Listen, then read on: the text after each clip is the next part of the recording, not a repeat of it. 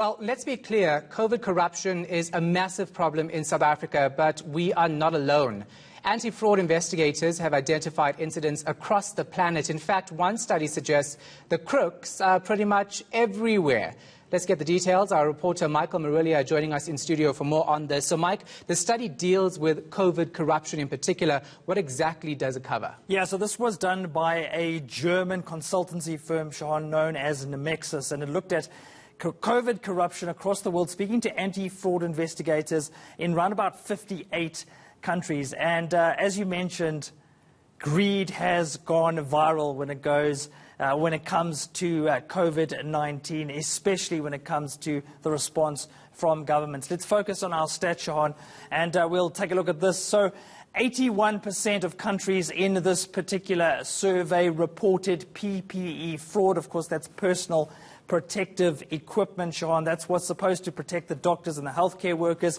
Embezzlement of government funds. So these funds are supposed to actually help the healthcare system in these countries. Almost 60% of countries reported that. And this one I found really shocking, Shahan. 22% of countries reported bribery, and this bribery actually involved healthcare workers, nurses, doctors asking patients for a bribe in order to test them for COVID-19 or perhaps to treat them for COVID-19. So patients being forced to pay bribes simply to get tested. Absolutely unacceptable. Let's focus on our next graphic and we'll explore the consequences of all of this, Shahan. So in this study, around about a third of countries reporting incidents in which corruption may have led to deaths, COVID-19 deaths.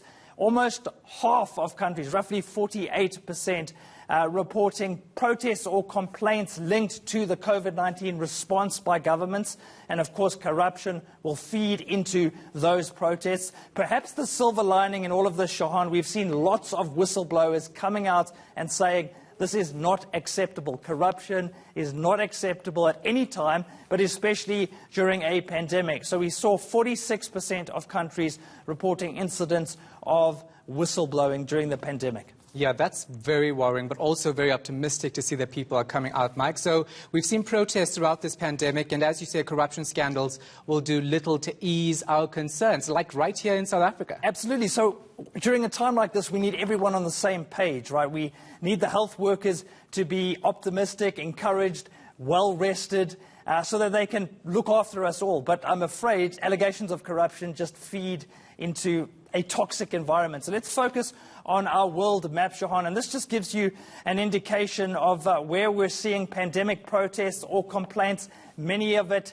from the healthcare sector themselves. Wherever you see red, Shahan, we've seen major protests, even strike action, and of course allegations of corruption just feed into the anger and the frustration. And we're talking about so-called developed countries as well, Shahan, the United States, Canada, Australia, France, Italy, all of these countries which have really established healthcare systems. They've all been plagued by corruption and they've all been plagued by these protests and these complaints. And finally, Shahan, I want to look at the bigger picture as we move on to our next graphic. Another study actually found that the global healthcare system loses $455 billion to corruption each and every year. This was even before COVID-19 actually came to the fore, Shahan.